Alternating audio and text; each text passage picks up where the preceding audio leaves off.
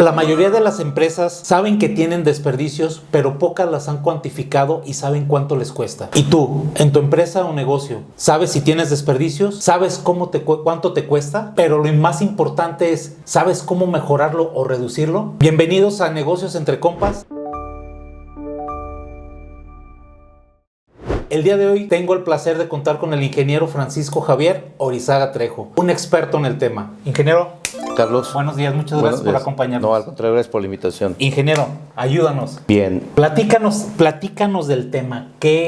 ¿Con qué podemos empezar en un negocio, en una MIPYME, en una PYME? El 60% de las empresas en México sé que no cuentan con sistemas de calidad ni con estándares de calidad o de medición para empezar a saber todo este tipo de temas de desperdicios, de mermas, que lo platicábamos antes de entrar a escena, vienen desde la alta dirección. Platícame cómo podemos mejorar todo esto. Sí, fíjate que nos ha tocado revisar algunas organizaciones y hemos visto que muchas veces desde la alta dirección es el detonante. Los dueños, hablando de MIPYMES y pymes, que por lo regular son empresas familiares, es muy común que la estafeta se vaya pasando de generación en generación, de abuelos a hijos, a nietos y así vamos.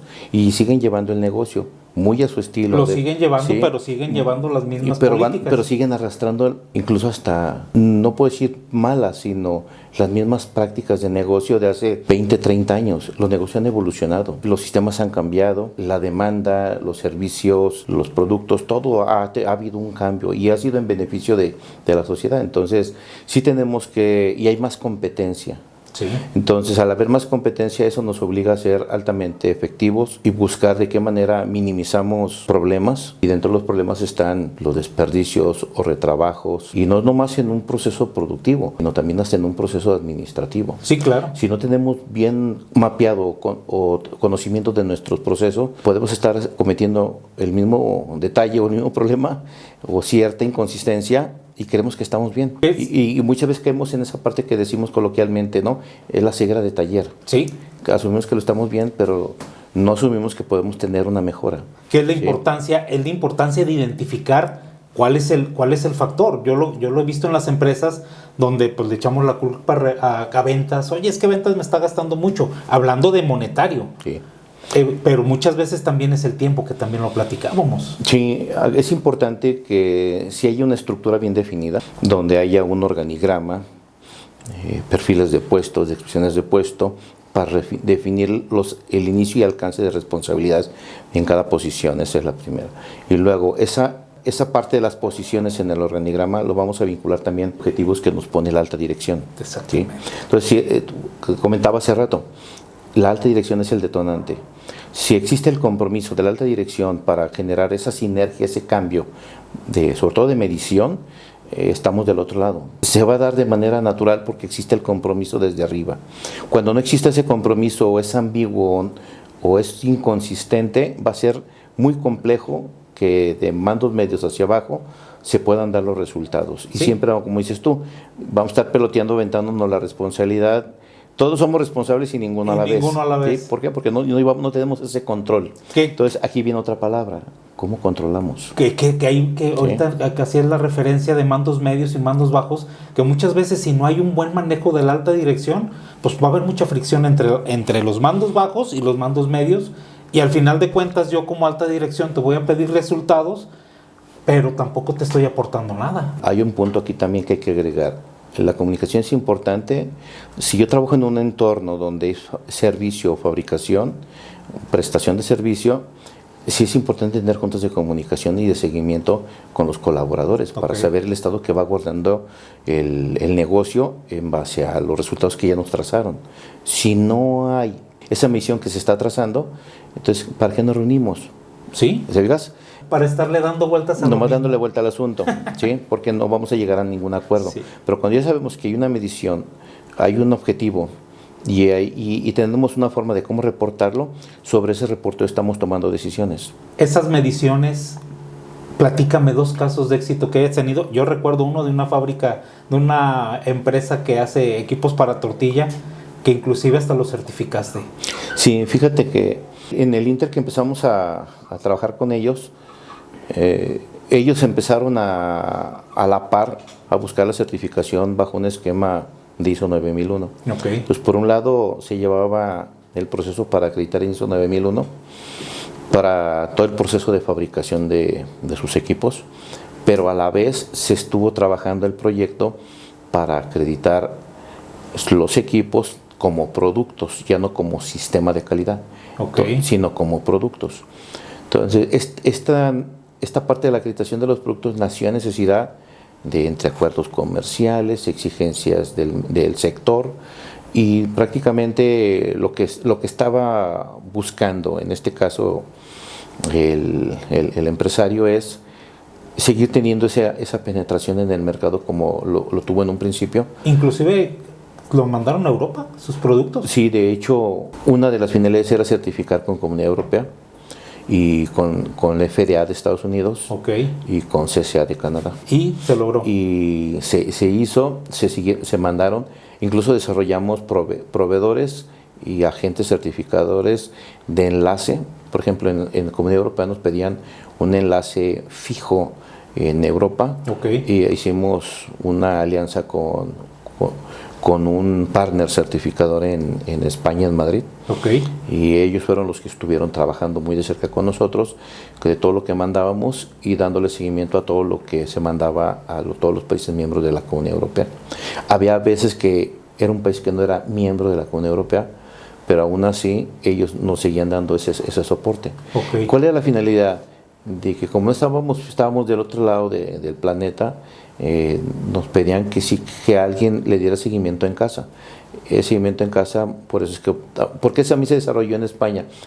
Somos hispanos, hispanoparlantes, y aunque había cosas que tenemos que manejar en un segundo o tercer idioma, porque así nos lo demandaban los clientes, el haberlo tenido en Madrid nos ayudaba mucho a tener cobertura prácticamente en toda Europa. ¿Sí? Porque no nomás eran, países miembros, también eran países del eje oriental, y no teníamos la misma presencia, pero el haber tenido este partner en España nos dio mucha libertad para trabajar con él, y casi de viva voz teníamos información con los clientes. Y mucha retroalimentación, que eso también tiene que ver mucho en las empresas. Entonces tuvimos que desarrollar algunos proveedores también de Europa para ciertos componentes de los equipos. Entonces eso también le dio certeza y credibilidad al proceso. Y eso nos ayudó muchísimo para que el producto siguiera teniendo la misma aceptación que se tenía. Qué bueno. Lo mismo que pasó con la parte de Estados Unidos y de Canadá, ¿no? Así que ya ven, si ustedes pueden observar, sí se puede. El empresario era de Jalisco, y Jalisco produce cosas de calidad, y más ayudados por personas capacitadas. Regálame 5 tips para una empresa, desde una empresa chiquitita hasta una empresa grande como las que donde tú trabajaste, que les pueda ayudar. Mira, en las micros es muy común que tengamos poca medición. Creo que partimos mucho desde la cultura organizacional. ¿Sí? Entonces, número uno, que se cree esa cultura de organización. Desde la fase o parte muy medular de cosas muy comunes como misión, visión, objetivos de negocio, valores de la empresa, que fundamentan la estructura del negocio, ¿no? Y de ahí partimos a empezar a poner las mediciones. ¿Sí? Las mediciones tienen que ser reales, alcanzables y medibles para todas las áreas del negocio. Sí, todos tienen que abonarle, es lo que decimos, ¿qué valor le agregas al negocio? No nomás es venir, trabajar y ya trabajé, pagan un sueldo. Me dices, sí, y vámonos. Pero ¿dónde está términos como eficiencia, productividad, programas de reducción de costos? Perdón que te interrumpa, pero ese punto después lo vamos a tomar tú y yo, porque viene la reforma laboral, vienen las 40 horas, y muchas empresas ahorita están renegando por ese tema, pero pues todo se puede medir, y con este punto lo podemos solucionar. El primer punto ya está. ¿Qué otro punto? En la parte de, una vez que tienes las mediciones, empezar a tener reuniones de trabajo. Es recomendación, al menos reunirnos una vez a la semana para el seguimiento entre las áreas que tengan cierta sinergia entre ellas, para que todos estemos comunicados. y que sobre la misma semana estemos tomando decisiones, porque al final de cuentas lo que buscamos es no afectar al cliente. Así ¿sí? es. Entonces sí es muy importante tener esa comunicación para que los clientes no tengan no paguen por los platos rotos por una ineficiencia de nosotros. ¿sí? Nosotros, claro. Entonces el cliente es el menos culpable. Entonces nos debemos a los clientes, el cliente es primero. Entonces si hay una inconsistencia y definitivamente no podemos, ese proceso de comunicación, adelantarnos a los hechos, incluso notificar al cliente que tenemos una situación especial y que a lo mejor su producto, su pedido o el servicio que estamos proveyendo no se va a cumplir en el tiempo que acordamos, pero no estamos adelantando a los hechos. Pero tampoco va a ser una constante de que, que claro, voy a estarte fallando como proveedor. Eso nos va a servir también para estar monitoreando y desde atrás estar viendo qué estamos dejando de hacer. Sí, claro. Sí. Otro punto es el trabajo en equipo. Es importante desarrollar esa sinergia entre los colaboradores de los departamentos, entre el mismo departamento y la multifuncionalidad. Cómo generamos sinergia con los otros departamentos. Porque muchas veces dependemos de segundos o terceros en la misma organización para que se cumplan ciertas metas o ciertos objetivos. Okay. ¿Sí? Entonces debemos de generar un sistema que trabaje, como dicen algunos, como reloj suizo. Sí. Bien sincronizadito, bien lubricado con la comunicación, con la participación y todo. En algunas empresas esto sirve de detonante, y voy al siguiente punto, donde puedes poner incluso hasta incentivos, ¿sí? Bonos de eficiencia, bonos de productividad, que te pueden ayudar hasta cierto punto a crear esa consistencia. Okay. ¿Sí? Porque estás midiendo lo que está haciendo el personal y no nomás operativo, también administrativo. Entonces esa parte la amarras dándole hasta cierto punto un estímulo, porque la gente te está dando a ganar. Es como decimos coloquialmente, ganar, ganar. Todos ganan porque tenemos medición, tenemos control, somos efectivos y además generamos valor. Y eso tiene como consecuencia una recompra, al final de cuentas. Sí. Ahora, el otro punto, ya para terminar, es cómo buscamos que la gente...